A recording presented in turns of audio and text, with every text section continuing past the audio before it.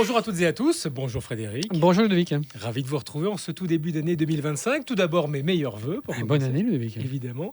À vous aussi qui nous regardez, puis surtout, merci pour votre fidélité. On est reparti pour une saison de B2B, nous intéresser aux acteurs de l'économie, à leurs dirigeants, puis en savoir plus sur leur parcours privé. Aujourd'hui, qui allons-nous recevoir ? Alors on sent un vétéran.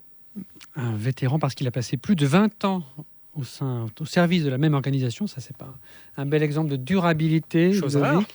La durabilité, justement, notre invité en est un spécialiste. Depuis 2012, il dirige le VVF Suisse, organisation qu'il a rejointe en 2001. La protection de l'environnement, c'est sa mission, une mission qu'il accomplit pas seulement dans la nature, mais aussi en politique. Il vient de participer au lancement d'une initiative populaire contre la place financière suisse, Ludovic. Nous recevons aujourd'hui Thomas Vélacotte, le directeur général du VVF Suisse.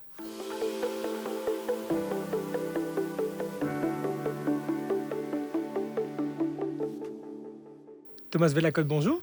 Bonjour. Merci beaucoup d'avoir accepté notre invitation. Vous allez bien ? Vous avez bien fêté ? Merci, oui. Et merci pour Je l'invitation. vous en prie.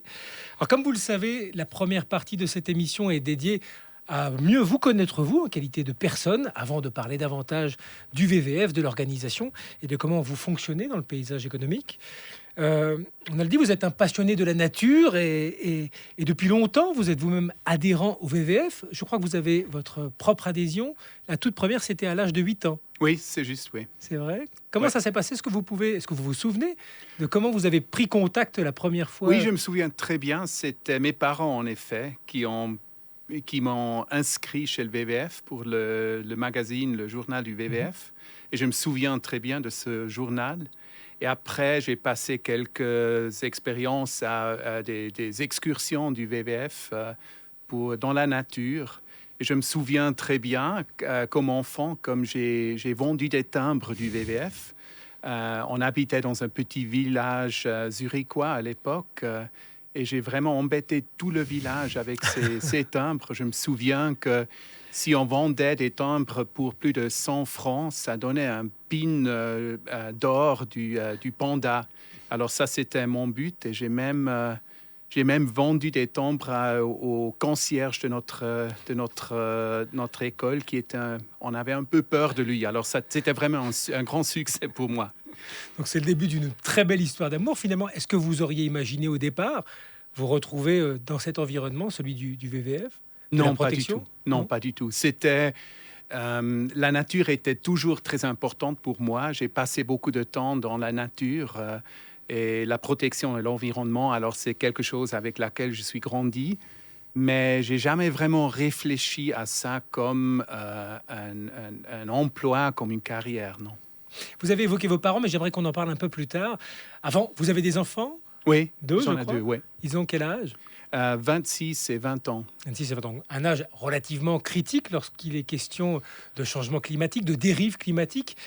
Est-ce que vous avez aujourd'hui, vous, une vision partagée avec eux ou est-ce qu'il y a des conflits lorsque vous parlez avec vos enfants des questions climat, société, évolution ?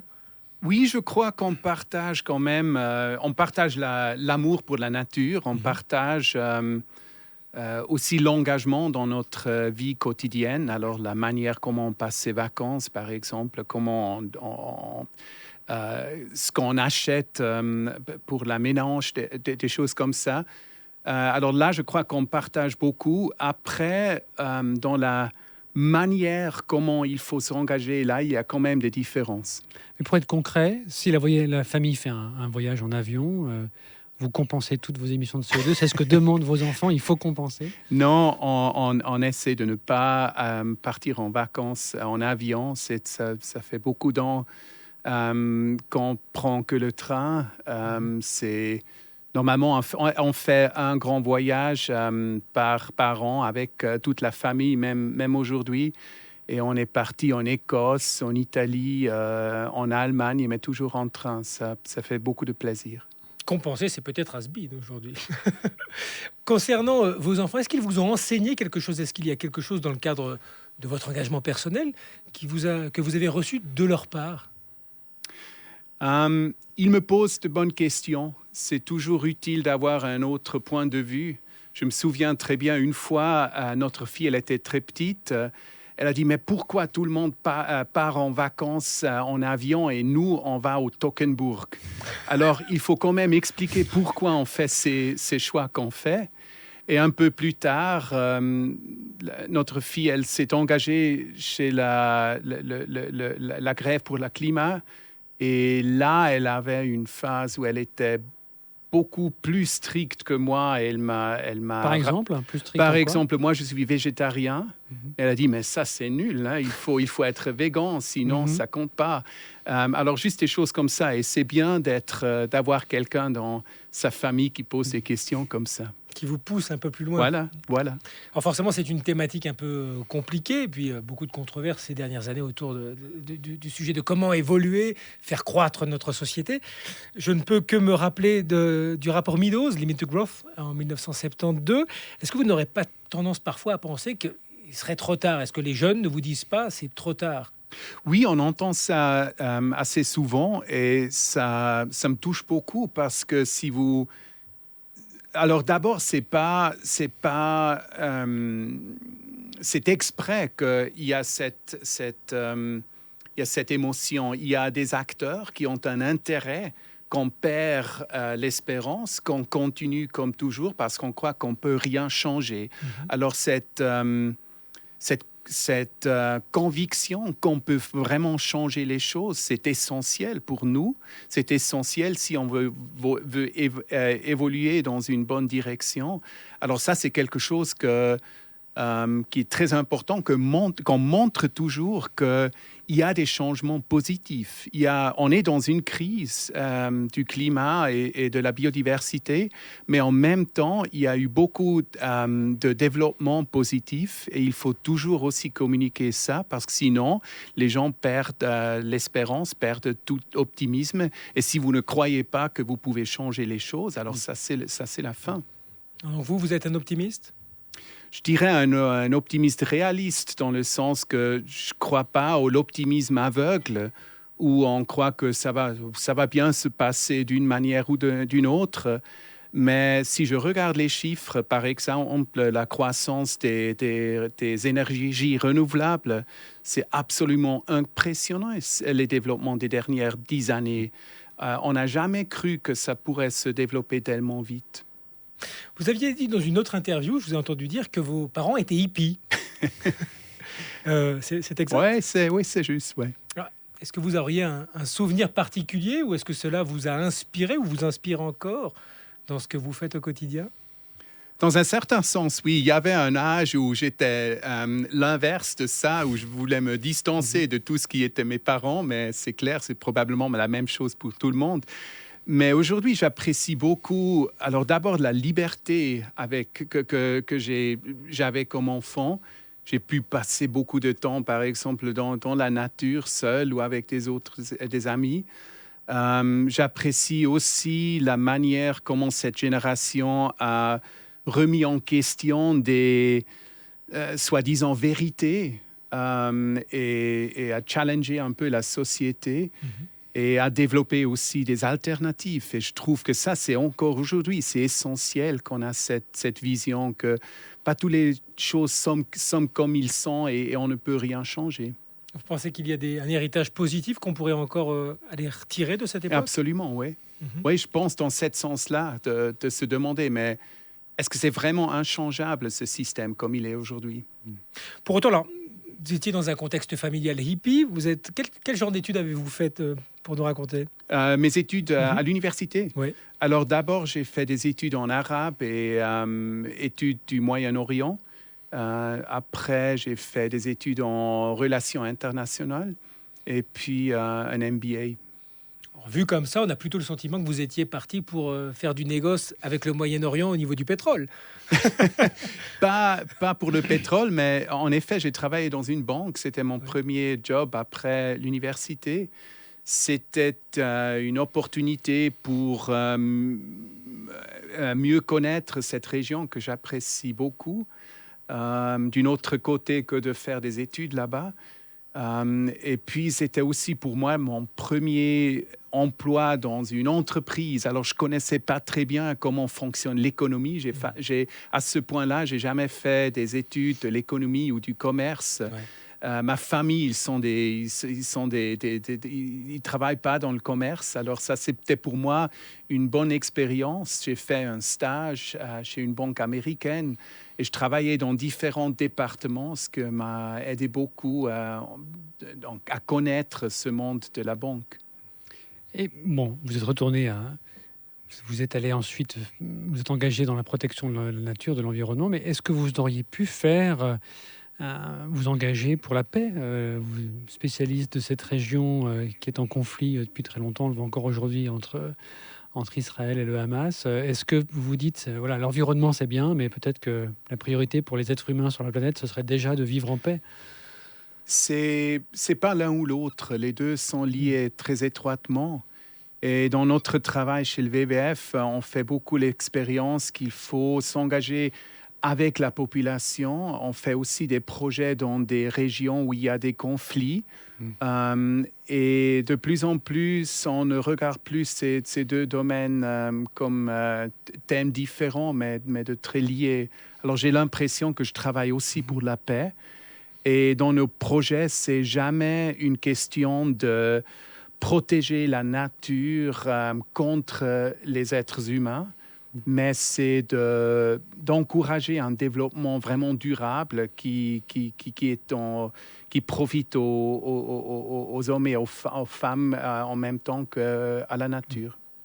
La connexion, donc l'interconnexion qu'il y a entre la société et la nature, ça me fait penser à l'écologie sociale. Murray Bookchin, ça fait partie de vos références littéraires? Pas dans les détails, non. Mais je crois que aujourd'hui, c'est quelque chose qui entre dans tout notre travail. C'est quelque chose ces relations entre les thématiques, c'est quelque chose qui est vraiment qui forme la base de notre travail. Pour terminer, vous concernant, on aimerait connaître vos sports, vos passions. Je sais que vous faites beaucoup de vélo, notamment pour aller au travail. Je vais au travail au vélo, mais pour le sport, je fais plutôt du jogging dans les forêts autour de Zurich et la natation dans le lac. En eau froide aussi? Oui, c'est génial.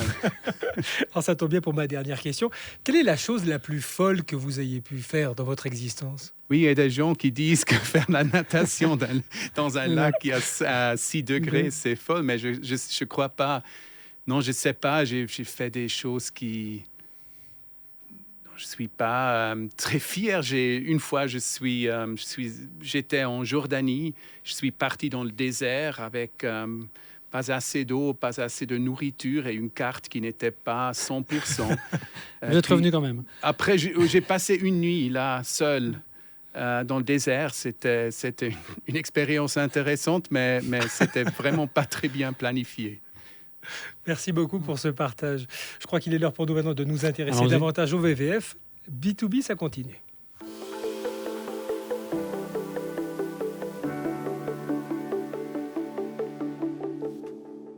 Thomas Vélacotte, le WWF, pour ceux qui l'ignorent, c'est une fondation d'utilité publique qui protège l'environnement au sens large et pas simplement les pandas sur votre logo. Vous soutenez des projets en Suisse, aussi à l'étranger, on va y revenir. On va commencer par ce qui est aussi une belle PME finalement. Vous employez près de 240 collaborateurs en Suisse. Il y a plus de 12 000 bénévoles selon votre dernier rapport. Donc c'est vraiment beaucoup de monde et un assez gros budget. 62 millions de francs, c'était le budget arrêté au 30 juin 2024. 80% viennent de donateurs privés. Ils sont au total 262 000, ça fait beaucoup de chiffres. Mais je me demandais, ce chiffre de 62 millions de francs et 80% qui viennent des donateurs, quel est le profil type du donateur du WWF suisse? Je compléterai avant de vous laisser répondre que sur votre rapport annuel, on trouve aussi qu'une vingtaine de fondations suisses soutiennent de manière importante le WWF. Elles sont beaucoup suisses-allemandes. Il y a au moins une genevoise, la fondation Hans Wilsdorf, qui soutient, donc, comme toutes ces fondations, à plus de 20 000 francs par année. Mais quel est le profil type de celui qui soutient aujourd'hui le WWF suisse? Alors, ce soutien par nos membres, c'est très, très important pour nous. Parce que ça nous donne, ce sont des dons très, ils font des dons très régulièrement. Et c'est aussi important parce que pour nous, c'est essentiel qu'on soit ancré dans la population, alors qu'on ne reçoit pas que de l'argent des fondations ou des entreprises ou de l'État. Alors cette base de ce soutien de ces membres, c'est essentiel pour nous. Et ce sont vraiment des petits dons dans le sens de 100, 150 francs par année. Et c'est important pour nous, comme aussi vous avez aussi parlé des bénévoles, pour qu'on montre qu'on peut ensemble, on peut changer les choses. Alors, on n'est pas seul, parce que si on se sent seul dans ce combat pour la nature, c'est très, très difficile. Et ces donateurs donc, sont là stables, fidèles, ou c'est difficile de les convaincre chaque année de continuer à soutenir le fonds? Ils sont très fidèles dans le sens qu'ils restent donateurs pendant plus de 10 ans. En moyenne, c'est ça? Oui, en moyenne, oui. Alors, ce qui est très important, encore une fois, pour nous, parce que ça montre qu'il y a vraiment une relation entre l'organisation et le membre. C'est aussi pour ça qu'on organise des événements pour les membres. Où, par exemple, il y a aussi presque 40 000 membres enfants ou familles. Et là aussi, on organise des camps, par exemple, pour les enfants. Comme ceux auxquels vous alliez quand vous étiez enfant. C'est ça, oui. Et on va dans les écoles pour parler de l'environnement. Alors, c'est vraiment cet ancrage qui est essentiel pour nous. Je suis remonté quelques rapports annuels de ces dernières années et j'ai l'impression que ce chiffre des donateurs, il est stable. Donc, il n'augmente pas, mais il ne baisse pas vraiment non plus, mais autour des 50 millions de francs.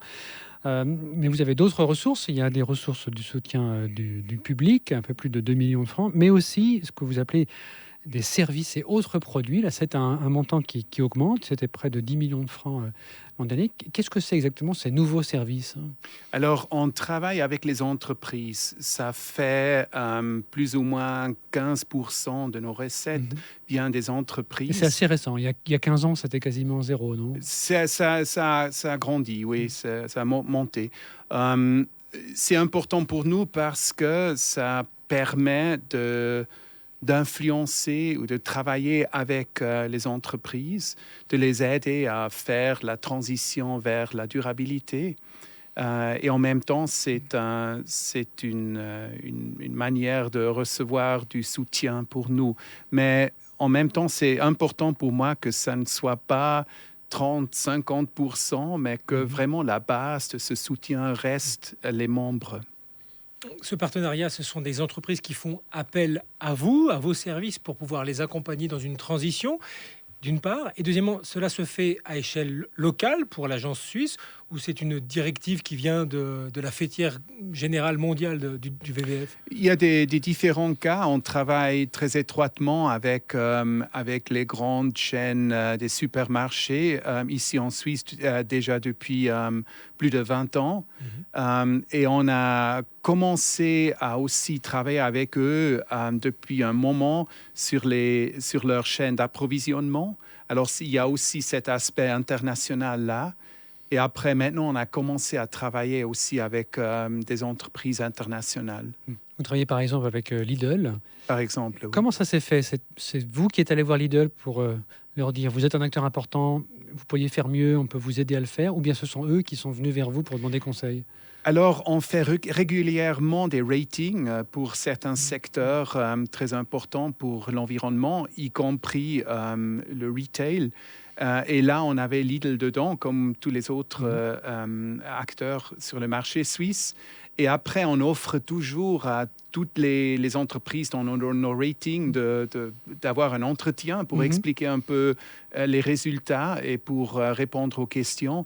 Et c'est de là qu'on a développé cette idée d'abord de collaborer au niveau suisse.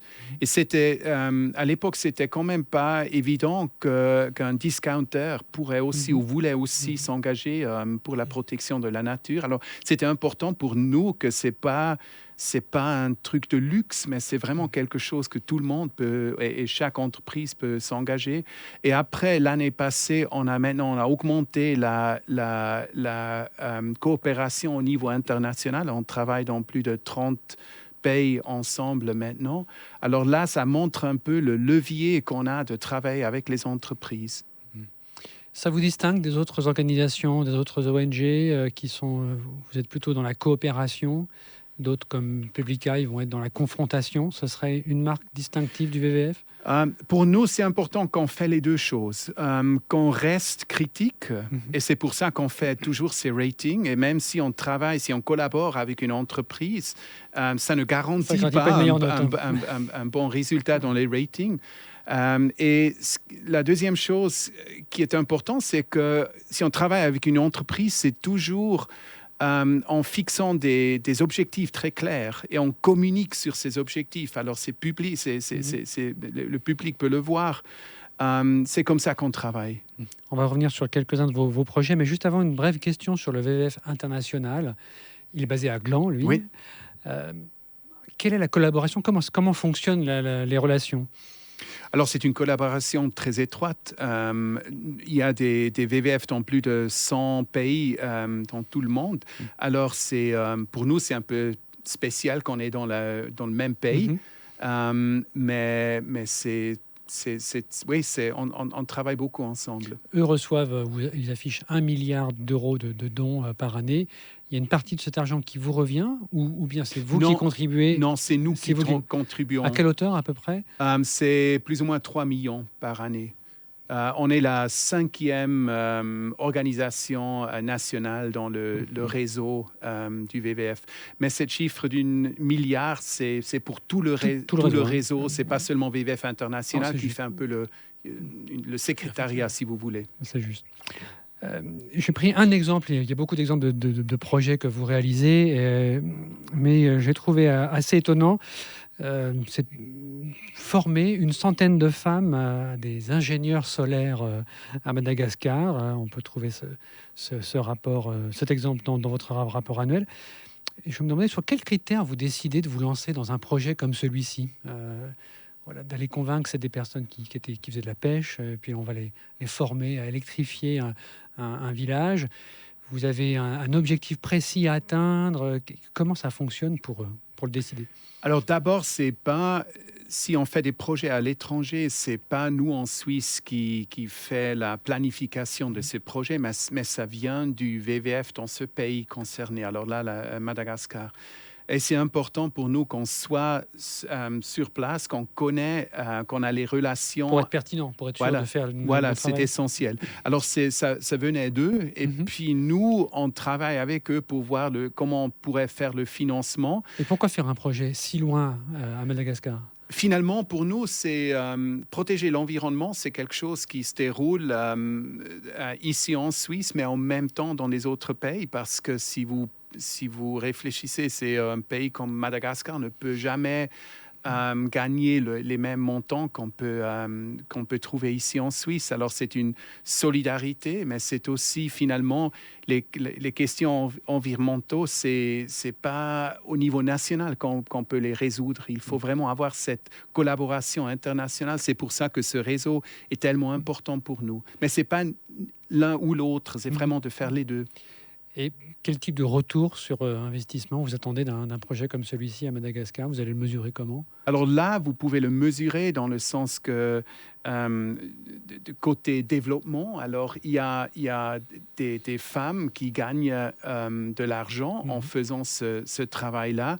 En même temps, vous avez moins de destruction des forêts là parce que les gens n'ont plus besoin des mêmes ressources qu'ils avaient avant. Et vous avez aussi les émissions de CO2 que vous ne produisez plus si vous n'utilisez pas du pétrole, par exemple. Grâce à l'énergie solaire, oui, c'est ça. Dans ce cas-là. Je l'évoquais en introduction, vous êtes aussi actif politiquement en prenant parti dans certaines votations. Et puis récemment, vous avez lancé une initiative, pas tout seul, mais avec d'autres, une initiative populaire qui vise la place financière suisse. Et vous souhaitez lui imposer des règles contraignantes, et puis mettre un terme, par exemple, au financement de l'exploitation du charbon. La campagne de signature est en son plein. Vous avez jusqu'en mai 2026 pour récolter les 100 000 paraphes. Comment ça se passe pour ce début? Ça se passe déjà bien, dans le sens que les gens comprennent très bien que la finance, c'est vraiment un levier important pour la Suisse. Et que là, tout ce qu'on demande, c'est que le secteur financier fait sa propre contribution, alors qu'il aligne ses activités commerciales avec l'accord de Paris et l'accord sur la biodiversité. Les banques répliquent souvent qu'elles ne peuvent faire que ce que les clients acceptent de faire. Et on l'a vu notamment la dernière conférence Building Bridges à Genève fin 2024.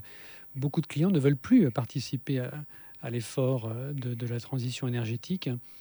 Est-ce que c'est la bonne cible, les banques, ou ça ne devrait pas être plutôt leurs clients?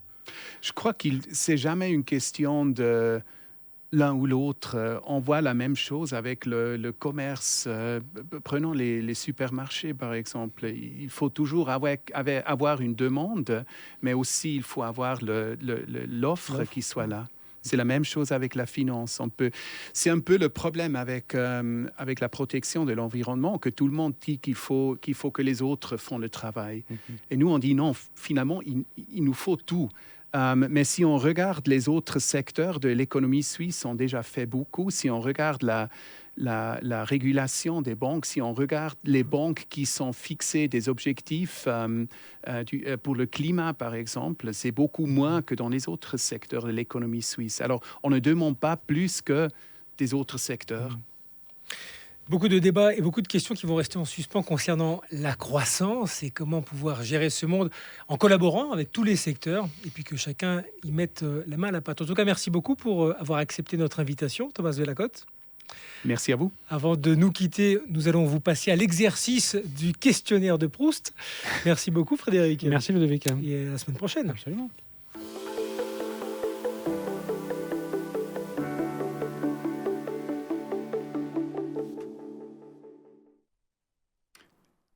J'aime être moi-même, mais si je devrais être quelqu'un d'autre, je crois que je serais un animal, disons un lynx.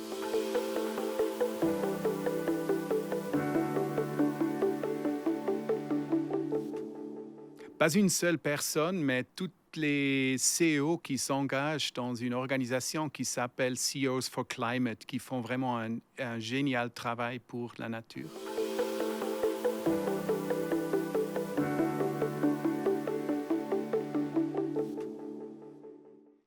C'est le bon moment de la créer, c'est maintenant qu'il faut agir.